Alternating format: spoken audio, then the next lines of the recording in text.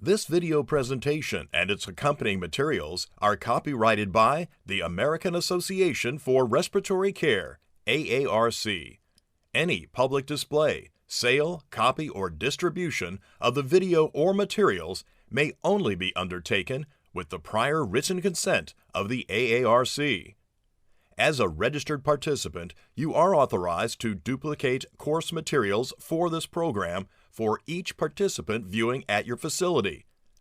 This presentation and accompanying materials can be used by staff within the institution, but cannot be resold, distributed, or displayed for profit.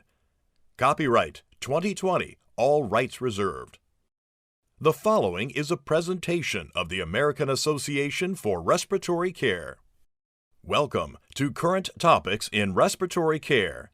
Today's topic is Electronic Vaping Devices, Educating Our Patients and Community. Mary Martinezek is a registered respiratory therapist, neonatal pediatric specialist, and associate professor at the University of Tampa in Tampa, Florida. Mary has no relationships to disclose. Brand names of products and/or medications may be mentioned only as examples of technology. Any use of brand names is not in any way meant to be an endorsement of a specific product, but to merely illustrate a point of emphasis and to provide information and education regarding the availability. This presentation is on electronic vaping devices and educating our patients and community so they really understand and have the education to make informed decisions. So electronic nicotine delivery systems are referred to as ENDS. Just that sort of encompasses all the products that are out there on the market. And believe it or not, ENDS products were actually patented back in the 50s. But back in the 50s, we really didn't know a lot about electronic nicotine delivery systems. We really didn't even know a lot about cigarettes. And so this patent didn't happen.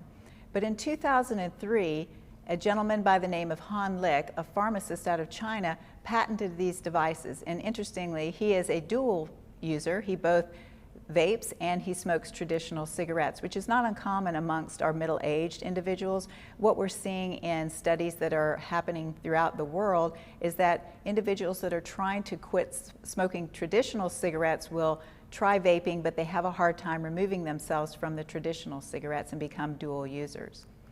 So his patent was an electronic atomization cigarette that functions as substitutes for quitting smoking and cigarette substitutes. And this is how the product is really advertised throughout the United States. It's to help people quit smoking.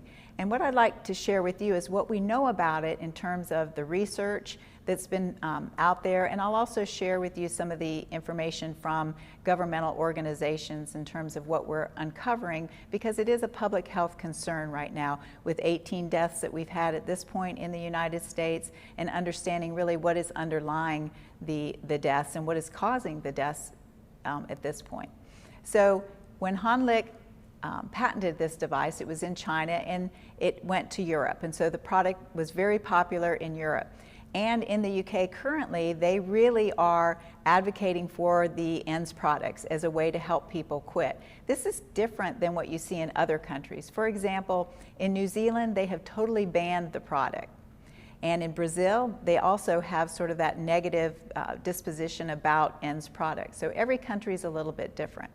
And then from Europe, it actually came to the United States. So that was around 2007. And so at that time, we really didn't know anything about the products. Unlike what we know about our traditional cigarettes, we know so much. And so this is sort of starting from the beginning, really starting to understand these products. And it's not just one product, but it's so many products that are out there on the market. We really need to understand and realize that they are not alike. And so this picture is really an opportunity to explain that the device itself is, regardless of the shape, is really three parts. It has a battery, and so the battery, as you can see, is on the left-hand side, and it's a lithium-ion battery. So for those devices that are rechargeable, the battery recharges the ability of the device to vaporize. And in the middle is a vaporizer, and this is typically where the coils are housed. And the coil helps to aerosolize or vaporize what sits in that cartridge. And what sits in that cartridge is liquid nicotine plus any type of propellant, such as propylene glycol or glycerin. And we'll talk about those products in just a little bit. So despite the product, whether it be just a cig-alike or a mod, all the devices work the same way. They have a lithium-ion battery, a vaporizer, and the cartridge. And so you can see here, one of the first products that came out, we actually called it a cig-alike because it looked very much like a cigarette. And it actually lit up at the end when the person went to inhale the product. These were not rechargeable at that time. They had the ability to provide 400 puffs, and then they were disposed of. And then came around these advanced personal vaporizers, or APVs. And advanced personal vaporizers gave the individual and gives the individual the ability to sort of modify them, add liquids themselves, and sort of claim them as their own. And they even have wraps that they could be put around it to sort of make it your own. And mods are method of delivery or modifiable devices. So these are the rechargeable devices that use that lithium-ion battery. And so the Federal Aviation Administration, so that govern our airplanes and our air flights, have had explosions of these lithium-ion batteries in the cargo hold. They've had over 30 explosions, and so they've banned them from the cargo holds. Lithium batteries in general, we know from cell phones and other devices, can create an issue. And so they also, of course, don't want these products on the planes themselves. So we can see that the products have really changed. We've gone from a basic cigarette-looking device to one that is as big as perhaps your cell phone. The bigger the device, the more vapor is typically produced in these devices. And so a study came out and said, well, why do we have all these different products? Why do we have some that look like a cigarette or maybe just look like a USB drive to those that are really just giant? And the study says that, well, there's different types of people who choose to vaporize or vape. And this individual, this young lady here, is an example of maybe our youth or young adults who really do it because what we know from the research is they do it because it's cool, it's fun, it's sneaky. They can do it in the classroom and their teachers don't realize because it puts out very little vapor, these very small devices. Versus the individual on the right-hand side that he really wants to produce the biggest volume of vapor that he can produce. And believe it or not, it is the new extreme sport where these individuals go out and they try to produce this extreme lengthy vapor. It's measured, they have followers, they have prizes, and these individuals are vaping the very large devices because they can produce that high amounts of vapor that you see here coming out of this gentleman's mouth. So what's the difference between smoking and vaping? Well, we know that both products contain nicotine, but smoking cigarettes, like our traditional cigarettes, it's combustible. So we're actually burning the tobacco itself. We know because these products have been researched for many, many decades, and we know that they contain over 7,000 chemicals. We know they cause cancer. We know they cause emphysema. We know a lot about them. But vaping is not combustible. As I mentioned, the coils that are wound up even in the smallest devices produce that aerosol or that vapor. So there's no burning of tobacco per se here. We only know about a handful of chemicals because, again, the product just came out in 2007. So it really hasn't given us enough time and even grant funding to be able to do the research that we'd like to have completed at this point in time. The biggest product that has really increased the prevalence is the device called the Juul. And the device is small. It's like a thumb drive, the gray device here. And it comes in pods, so you can get different flavored pods based on the different colors of devices here. And when this device came out, it hit the college campuses. The young adults were using it throughout the day, not realizing that it contains very high levels of nicotine. So what do we know from the research? We know that despite the product, whether it be an e-cigarette or whether it be hookah, which is also another popular product, that most of these young adults and youth are partaking in the behavior because of the flavors. They want the flavors. In my research, what I uncovered is women, young women who really wanted to get a flavor in foods would actually vape that flavor to try to get the same flavor without the calories. For example, if I like apple pie, I may vape apple flavored vapor, to be able to get that flavoring without having to get the calories from foods. So we're really coming across some very interesting research among our young adults. And so this is the Juul website, and they list the products that they have and the flavors that they have out there. And you can see here, it lists 8 different flavors. We have Virginia tobacco, mint, classic tobacco, mango, and below that, cucumber, cream, menthol, and fruit. So when the big surge of use happened, the FDA rated the Juul company. And they said, you have 30 days to prove that you're not marketing to teens. And so what they did is they removed classic tobacco, mango, cucumber, cream, menthol, and fruit from the market. Okay? However, if you go into a tobacco store, which I encourage everyone to do that, you'll find that there are Juul compatible pods. So they have the same flavors out there, but they're made by different companies. The most popular flavor among youth in my research and other research is the mango flavor. So kids and young adults are going for those the fruity flavors. But what's interesting here, if the product really is to help people quit smoking, the idea would be that you would wean yourself down from a certain level. So for example, let's just say I smoke a half a pack of cigarettes a day. Well, I would start myself at an 18 milligram liquid nicotine, and then over the course of time, I'd wean myself to 12, to 6, and then to 0 milligrams of nicotine, and eventually I would get off of nicotine, because we know that nicotine is not good for the body in any form. But on this product here that they have on the Juul website, the only 2 flavors that actually drop down in percentages are Virginia tobacco and mint. So when young adults and youth are purchasing these mango and the mint, the fruit flavors, what they're actually getting is a very, very high level of nicotine. So on the Juul website, they also say that each pod, so one single pod, is equivalent to the amount of nicotine in a pack of cigarettes. And what we know from Tom Brandon, who does tobacco research at the University of South Florida, is he says it only takes 3 cigarettes in a lifetime to sort of change your brain chemistry for that addiction to nicotine. And here we have the amount of nicotine in 20 cigarettes in just one pod. They also say on their website there's other ingredients, and this is important to know because it's not just merely water vapor, and I think that's one of the things that individuals kind of think it is. So it has nicotine in it, it's liquid nicotine. Nicotine comes from tobacco. You can also get it from plants. We know that it's also in tomatoes, it's in eggplant, it's in other vegetables that fall in the nightshade family, but they're in such small quantities it could never produce the effects that we see from the addiction from nicotine and tobacco. It also contains glycerol, which is a vegetable glycerin, and propylene glycol. They call these VG or PG. And now what we're finding in the modifiable devices and the different types of liquid nicotine is there's different levels and they produce different effects. So if an individual wants a real throat hit, which is very popular, it's basically that when that smoke and that vapor, the vapor comes into your throat, you feel it hit the back of your throat, you would have a device that had more PG, the propylene glycol.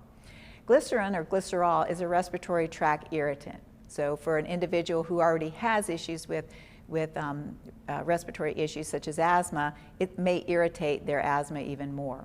Propylene glycol is a class 2B carcinogen. So right off the bat, we know that in these products, it has to have this propellant, and the propellant is a class 2B carcinogen.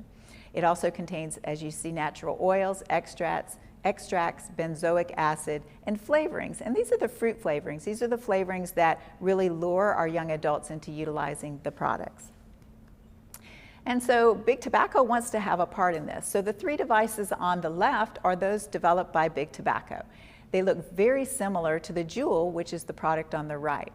And the way that they've done it for years is to put benzoic acid in the products. And what benzoic acid does is it actually lowers the pH of the vapor so that it makes it more palatable. It's less harsh on your throat. They call this nicotine salts. So it really doesn't say benzoic acid, it says nicotine salts. And it's sold in devices or vials or bottles called Mr. Salty. And really, again, what this is, the nicotine salts, is liquid nicotine that has added benzoic acid to make it more palatable. And that's really what big tobacco wants is you to get addicted to the nicotine because the device is so easy to use. What we're experiencing are other products. The Juul is on the left, but there's other smaller devices. There's Fix, there's Swarin, that are very easy to just slip in your pocket and individuals will use throughout the day. In my experience as a tobacco treatment specialist, I've had a number of college students come in who are going through a pod of Juul a day. A pod of Juul, so it's about a pack of cigarettes a day. I'm able to help them with what we know actually does help people quit smoking. It's approved, and that is using the patch, the gum, or the lozenge that's approved by the FDA with quit coach counseling, really kind of modifying their environment to help them be successful at quitting. So the Juul definitely dominates the market by far, and the Juul is a company that came out of California. There were two college grads that really wanted to develop a product that would help them quit smoking. And they started with marijuana and they moved into the Juul, developing the Juul for tobacco cessation. And we can see that now it says 70%, but it's over 75% that Juul really has the lion's share of the market. And what's interesting, if you sort of look at the market share of Juul, you can see Imperial Tobacco, Altria, you can see British American Tobacco. They all have a part of the lion's share of this market that Juul has. Altria purchased recently 35% stake in Juul. And again, you know, what we've seen in the literature is if these individuals get addicted to the Juul or any vaping device, they're going on and smoking cigarettes, when in fact, prior to that, they never smoked traditional cigarettes. A picture of an individual actually utilizing a device such as a Juul is seen here. And here's an individual, it's not even held like a regular cigarette, and it can be very discreet. And that's one of the things that youth and young adults say they like about it. It doesn't look like they're vaping. They want to be cool. They want to do it because it's what all their friends are doing. So yes, on one hand, it is harm reduction. For that individual that's smoking regular cigarettes, that's trying to quit smoking, we know that there are not 7,000 chemicals in it. You know, as long as they know what's in the product, then perhaps it may not be so bad for them. The problem is we don't know. There's so many different products out there. What they say is in the product is not what we're finding in the products. Products that say that they have a certain amount of nicotine actually have less or more amount of nicotine. So we need a lot of regulation before we can feel confident in really advocating for these products. So harm reduction, absolutely, for that individual smoking traditional cigarettes. But the biggest concern we have here is for our youth and young adults that have never smoked a traditional cigarette, and they begin vaping. They begin because, again, it's cool, their friends are doing it. It gives them a little bit of a boost. They say it helps them concentrate better. They say it sort of lifts them up, just like caffeine does for an individual. And so it becomes part of their life. And what we found in our college students is after a while, they start to not feel that comfort, that they don't get that lift anymore, and so they have to do it more frequent, and they're just basically inhaling more and more nicotine over the course of time. They start to find that their respiratory system doesn't function as well when they go to work out. They just don't have the lung capacity that they used to have. And so let's talk about nicotine a little bit. So what do we know about nicotine? Well, nicotine is in tobacco automatically, and nicotine is biphasic. So it lifts you up and also it relaxes you. So college students will say it's the best of both worlds. And what we know is individuals who become addicted to nicotine with traditional cigarettes, they're on a bit of a roller coaster. They take a hit of their cigarette and their nicotine level goes up, and then about 2 hours later it starts to go down. And so their brain starts to crave it again. They may get irritated, they may get agitated, and they've got to have that nicotine. Where we intervene as respiratory therapists is we need to provide them the patch, the gum, the lozenge with quit coach counseling so that they don't have this roller coaster effect that they get from smoking, not smoking. But the gum, the patch, the lozenge keeps them sort of on that steady stream. When they actually get that nicotine, their brain releases dopamine, and dopamine is that feel-good substance in our brain that says, oh, thank you, you know, you've given me something that makes me feel good. And again, it's just a roller coaster. So nicotine is absorbed by a cigarette, traditional cigarette, rapidly into our respiratory system and goes to the brain in 7 seconds. We find that with other products, it's a lot slower, even the vaping products. the patch. It just takes a little bit longer of a period of time to get that nicotine to the brain, but it does eventually get there, and that's where those dopamine receptors are. So in an individual that's never smoked regular cigarettes, they don't have nicotine receptors in their brains. So when they start to vape, they start to form nicotine receptors in their brain. The more they vape, the more nicotine receptors are forming. If they try to quit vaping, they try to go cold turkey, those receptors are in their brain saying, nicotine, where are you? I'm waiting for you, because it's a perfect fit, the nicotine and those receptors in their brain. If they stop vaping, it takes about 14 to 21 days for those nicotine receptors to eventually dissolve. The problem is they end up with all of the negative effects, the withdrawal effects of nicotine.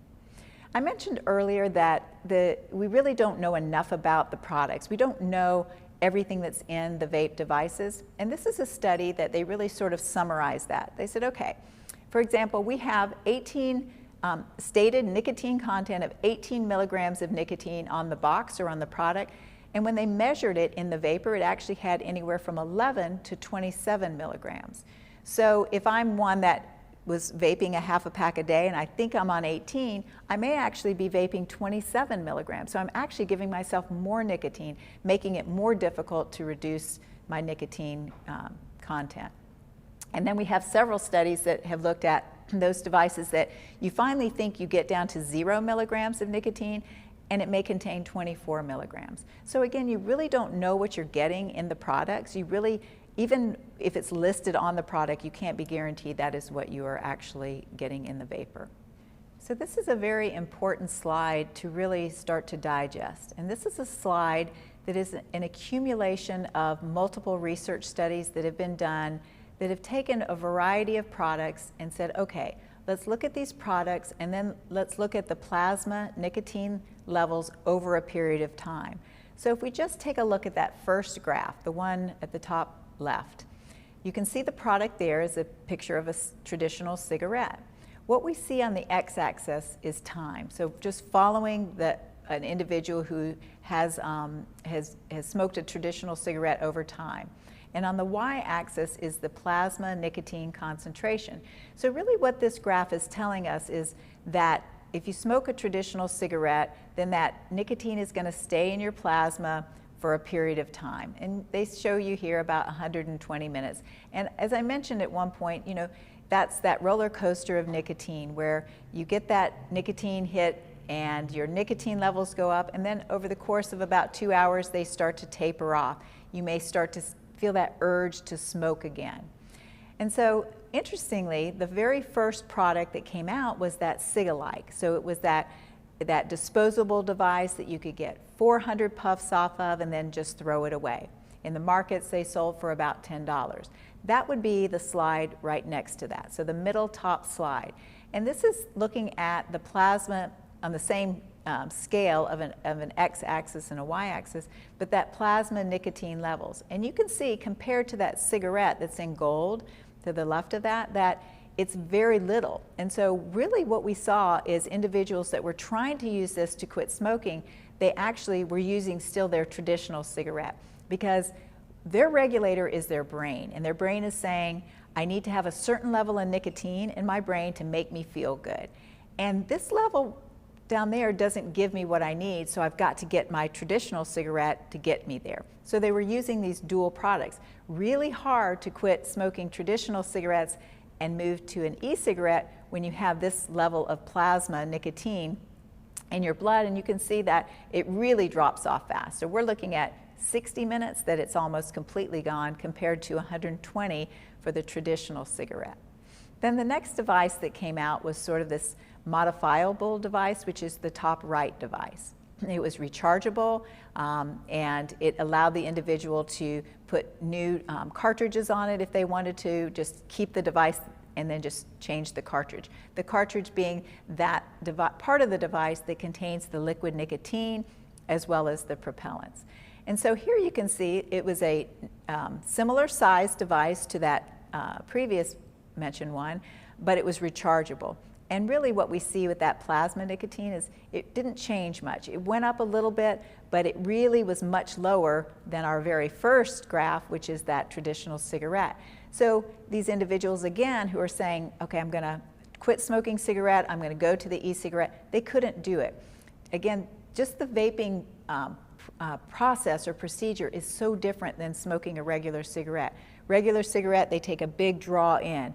A vape device, they find themselves taking small, frequent hits to try to get that vapor, to try to get that nicotine into their brains for the dopamine to say, I'm satisfied at this point. Now, if we look at the bottom part of this graph, we can see a device that is called a closed tank system.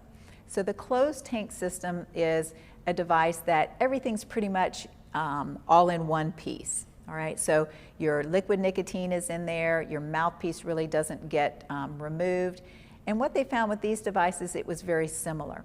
It was very low levels of nicotine. So the orange or gold, the gold graph shows you what cigarettes do compared to what these devices do. So it really depended on what the product had in it. Compared to the open tank system, an open tank system allows you to add nicotine to your products. And you know, part of this study is, right, so what device did they have? What did it say it had in terms of the milligrams of nicotine? You know, so to me, this entire study, I'd say, well, let me go back. Who was the researcher that looked at this? Because you can see here in that middle bottom slide that that plasma nicotine just continued to go up. And this is over 60 minutes. Well, if I'm someone that's trying to help my patient quit smoking and they use this device, they probably will be able to use this device and quit their regular cigarettes.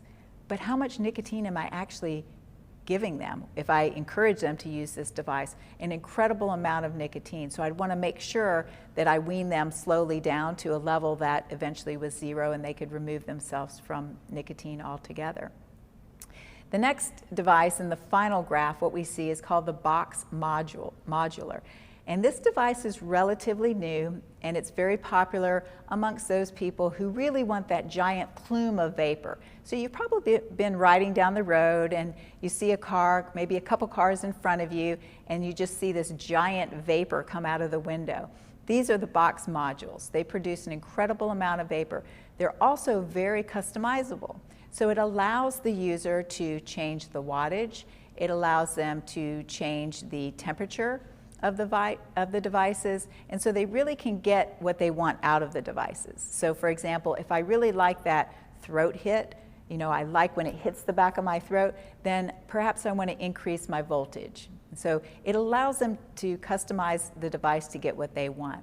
And really with these devices, again, the nicotine levels, as you can see here, plasma nicotine, remain extremely high. These are also modifiable in that the individual can put the product in that they want of these particular devices. And one thing I didn't mention is I said that, yes, this modular device, an individual can change the temperature. What is the temperature that it is produced here? So what we know from the research is that in a electronic nicotine delivery system, the temperature is about 150 to 200 degrees. How does that compare in Celsius to a traditional cigarette? A traditional cigarette is about 900. Okay, 900 degrees. So we have 900 from a traditional cigarette to 150 for an electronic cigarette. And part of that is that, you know, the product, we just want to produce a vapor, but it's less harsh on your throat. It's easier to inhale, so a lot has to do with the device manufacturers. But I wanted to share that with you because I think it's important to understand. So we've been talking about the health effects of electronic nicotine delivery systems.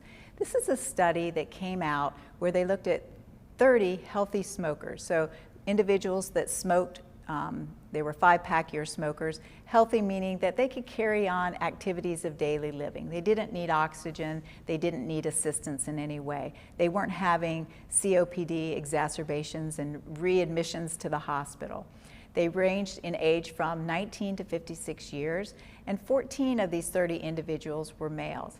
And they actually measured their airway resistance. So when we get back to pulmonary function tests, we can really start to look at airway resistance.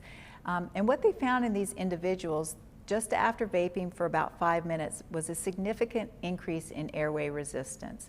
And this is important for us to realize that, in an individual that may have asthma or may have an underlying respiratory condition, is we really want to educate our patients and let them know that there are chemicals in these devices, that there's varying levels of nicotine, they're not merely water vapor, they have a propellant in it that's a class 2B carcinogen, but also that it could start to create more havoc if they have an underlying respiratory issue, such as asthma in particular.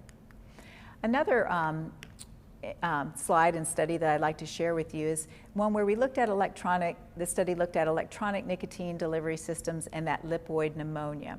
So lipoid pneumonia is caused by the inhalation of an oil, a fat, okay, that's that lipid. Cigarettes, so they were e-cigarette users times about 7 months, and the signs and symptoms that they first started to experience were shortness of breath, fever, and cough. And this isn't unusual, and it's not unlike what we're seeing with those individuals who started to get admitted to the hospital. They were starting to have similar symptoms. They were just having nausea. They were just not feeling well, almost like the flu. So you've got to really get a good history about product use, because how do you know now that it's flu season, or it may be flu season in your area, that they're not having the flu versus they're not having something from a behavior, a product that they've used. And what they did after a series of tests is they uncovered in the chest CT scan that it was consistent with lipoid pneumonia, because we've had patients come in. They could actually sort of look at it and say, okay, we definitely have an issue here. They did that bronchoalveolar lavage, which again has picked up eosinophils and eosinophilic pneumonia, and it picked up macrophages here. Macrophages that had that lipid in it. The patient stopped using e-cigarettes, which is probably a good thing, because whatever product they were using had these fats in it, it had the lipoids in it. So again, the message to our patients is we can't advocate for a particular product. We can't even know necessarily how much nicotine is in them. We want to encourage our patients to quit smoking. We have evidence-based products to utilize, which is the FDA gum patch and lozenge to utilize until these products are really under strict regulation, until we really know what an individual is getting when they vaporize. Because I think, if you compare traditional cigarettes, 7,000 chemicals, to these that we have a handful of chemicals, it would be great to have one product that could really help our patients. We're just not there yet, and I'm hopeful that in the future we will get there. It's just going to take a period of time. I mentioned the reward pathway, sort of that, the dopamine receptors in your brain, right? So we have those there. You may, be thinking all day long, it's like, I just really would love a piece of pizza. And then finally you get that piece of pizza and you feel satisfied, the dopamine is released, and you're extremely happy. Well, the adolescent brains and the behavior works in a way that they really, they like that release of dopamine. We know that adolescents and young adults, they tend to be less risk averse, so they're more risky in terms of their behaviors. They're also impulsive. If somebody's doing it, they may do it. They also want to seek these devices that are novel. They're new devices on the market. They want to try it just to see what it's like. What we know from cigarettes and other products is that over time, these individuals that start on nicotine, get addicted to nicotine, move on to other drugs. They move on to illicit drugs. We also know that from cigarette smokers that they also move into other behaviors that are just more dangerous and illegal. So the incomplete development of the prefrontal cortex of the brain is really the biggest concern we have with youth and young adults, because this part of the brain is that part of the brain that deals with executive functioning, decision making, memory, and such. So if we look at the brain here, you can see the gentleman with the glasses on. So the back of the brain is on the left and the front of the brain is on the right. So our brain develops from the back to the front. That prefrontal cortex is the part of the brain we're most concerned about with individuals vaping. Those who've never vaped before, the brain fully develops at the age of 25. So that prefrontal cortex isn't fully developed until 25 years of age. So when you have someone that's a youth or young adult who starts vaping, they're really starting to affect the neural transmissions in that prefrontal cortex, which is your memory, your decision making, your just general executive functioning. And we know that in general, cotinine, which is a biomarker of nicotine, so if I wanted to measure how much nicotine you have in your body, I would measure that by cotinine. I could measure it by a cotinine sample from your hair. I could measure it from your saliva or even in your urine. And some hospitals and other facilities are actually measuring cotinine on job entry into facilities, because they know that individuals who are smoking or vaping are potentially going to increase their healthcare costs in facilities. This graph actually shows us what are the effects of tobacco smoke, so that environmental or secondhand smoke, on cognition in children. So children that are exposed to the nicotine or the cotinine in the air. And what we found is that as cotinine increases, cognition or thinking, general thinking, and decision making actually decline. So it's just another study to support that the fact that we're going to have issues with individuals exposed below the age of 25. Another concern we have about vaping, this came out from the FDA, the Food and Drug Administration, and this is, we have to be careful. We're starting to see seizures in individuals that are vaping, and they really are good about saying, yes, it could be that seizure is from an underlying condition. Yes, it could be a combination, but please be aware that if an individual is having seizures for the first time, we've got to gain that history, that are they vaping? Have they vaped in the past, to see if we make that linkage. And the FDA is asking, if you report that or you see it in the hospital, please let them know so they can continue to monitor and count the cases that they're seeing of that synergy between seizures and electronic cigarettes. So people ask me, what's going to happen to my child? What's going to happen to my college-age student that starts vaping, or that adult that starts vaping who never smoked cigarettes? And I tell them, well, it's sort of like being an animal in a cage, in this case a rat in a cage or a mouse in a cage. We really don't know what's going to happen long term. We're going to follow individuals over time, because we clearly cannot ethically give humans high levels of nicotine and then see what happens to them, but they're self-selecting to be that rat or that mouse in the cage. And over time, we will see what's going to happen, both from a cognition standpoint to a respiratory standpoint, to individuals who start vaping and continue vaping electronic nicotine delivery systems. There's different types of vapors, and so I'd like to sort of break these down into categories. There is the primary vapor, and that's that individual who's actually inhaling the vapor himself. So he's getting the direct hit. How do we know about what we know about vapor? Well, we actually utilize smoking machines that simulate this individual, and we gather all of that smoke, and then we can analyze it. We can look for chemicals. We can look for different things in the product. Secondhand vapor is similar to secondhand smoke. It's that's emitted from the mouth of the person who's vaping. So the two gentlemen here on the side may be inhaling that secondhand vapor from the gentleman that's vaping in the middle. What do we know about secondhand vapor in the research? Well, here's a study that they looked at secondhand exposure in those individuals that had asthma, and we actually saw increased exacerbations of asthma in individuals that were exposed to that secondhand vapor. We're also seeing cases of development of asthma in people who never had asthma before, that's directly linked and related to the vaping behavior. Thirdhand vapor, it's no different than thirdhand smoke. Thirdhand vapor, and so bathrooms, as this picture shows you here, they call them vape rooms in the school systems. And they did a study where they actually swabbed the walls, the countertops, the floors, the windows of bathrooms, and they found very high levels of nicotine actually on the walls and the bathrooms, because so many of the young adults and youth are going into the bathrooms to vape to hide it from others. And also they look at it as being the cool place to be. So what else do we know about these products? So I'm going to go over some of the chemicals that we've uncovered in research to tell you and basically educate you so that you can educate your patients on these products. And one is diacetyl. Diacetyl is a chemical that was actually found in microwave popcorn. way, I don't know, probably a decade ago. And so what happened is diacetyl was in the butter flavoring of microwave popcorn. And these individuals that were working in the popcorn factories were inhaling this diacetyl unknowingly, and they ended up with what's called bronchiolitis obliterans. And it's like a chronic type of lung disorder.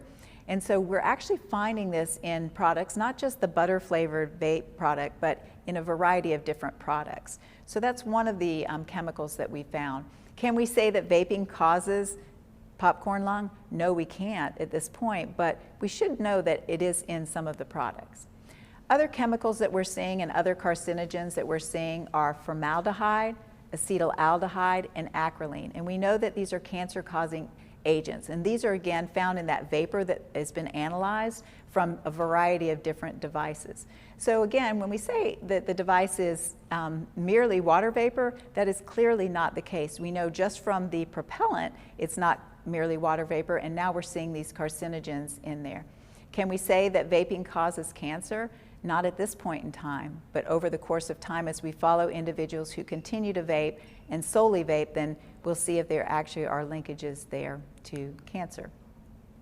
So the heavy metals that are produced, and this is just a small list, several studies have looked at heavy metals in the vaping devices. We think it's coming from the lithium-ion batteries themselves, but what's interesting is the nanoparticles of these metals.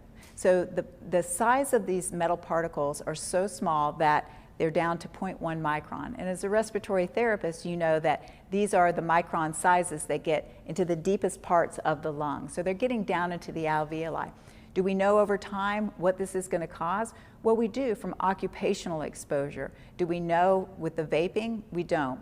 But we'll follow these individuals over time and be able to know, unfortunately, what the ill effects of the vaping will be.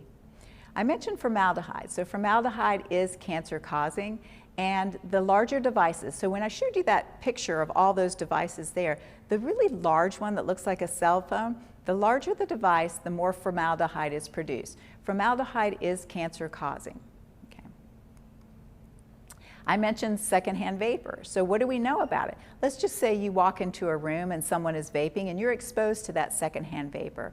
Are you at risk at all? And so what they did is they put 9 people in a room, and then they measured the air quality. And what they found in that air, that gas phase, was nicotine and glycerin. So you're getting some nicotine, and you're also inhaling that respiratory tract irritant. And then they found a particular polyaromatic hydrocarbon that's carcinogenic that had increased in the air by about 20%. And in this particular study, they found one metal, and that was aluminum.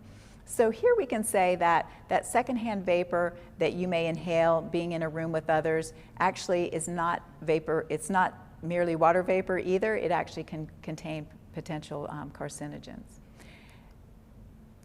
And so they simulated that study and did another type of study and found, again, increased levels of nicotine, particulate matter, which is pollutants, and volatile organic compounds. So here we have a couple of studies really validating the concern that we have about that secondhand vapor and exposure that, you know, an individual may not really intend to ever vape, but in fact they're exposed, just like you would in an occupational setting.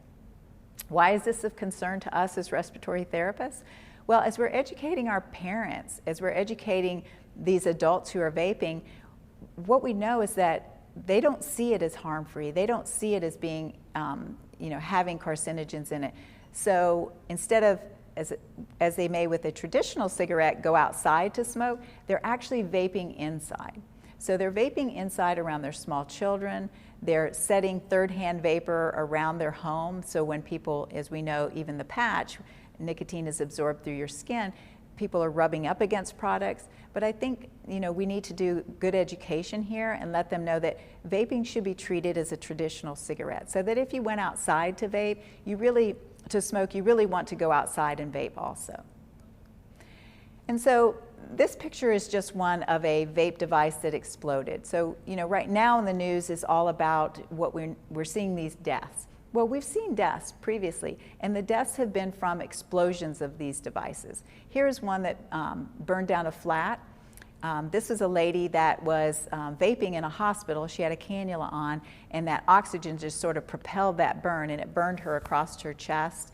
So we're seeing more and more of these. This is a gentleman, this is one of the first gentlemen that actually had facial damages from a device exploding, because remember, they've got that lithium-ion battery in there, and that's causing the explosions.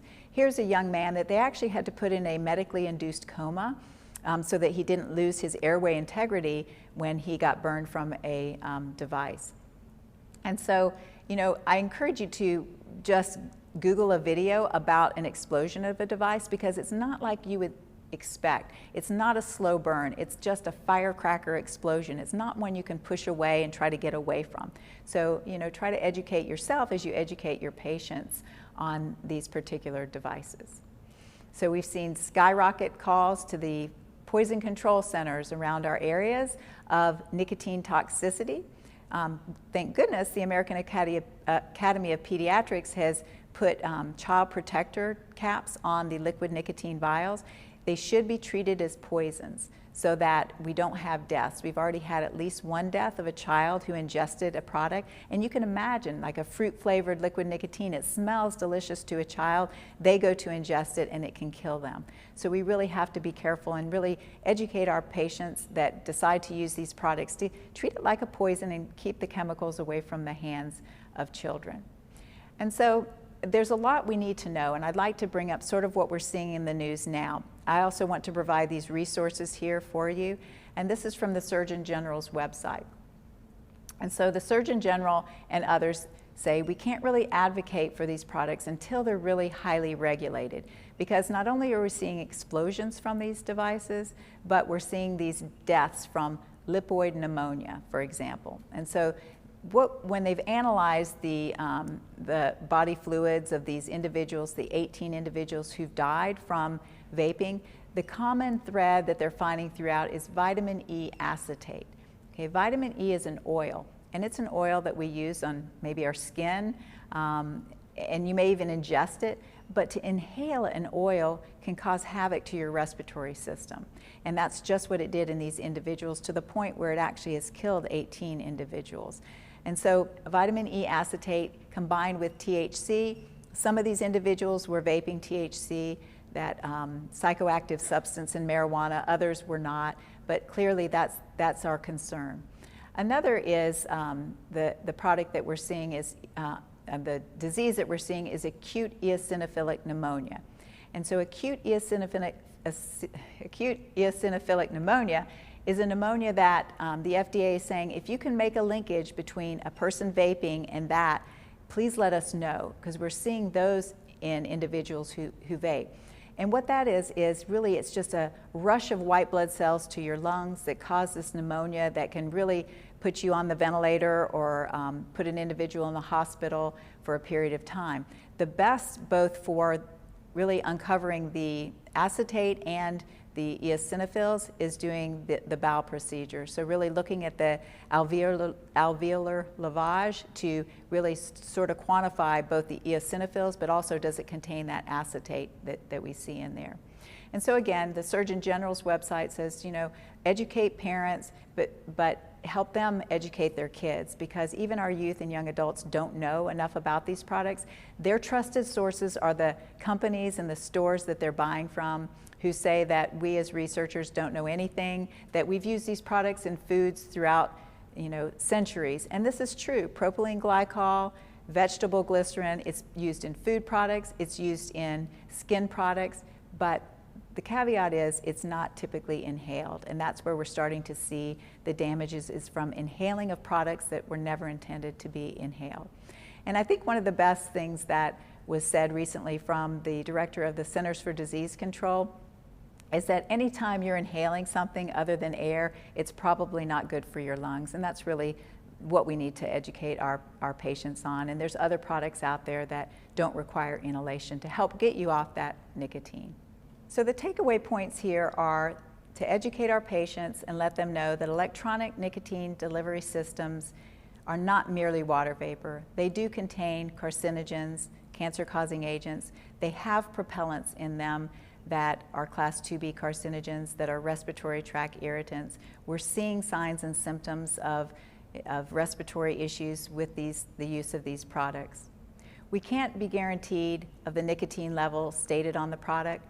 They may be higher or they may be lower than what is stated. As respiratory therapists, we must use evidence-based medicine and practice, and that is what is recommended by the Food and Drug Administration. And that is the gum, the patch, and the lozenge for over-the-counter with quick coach counseling. We also know that there's medications available that can help our patients, and the doctors can prescribe those as well.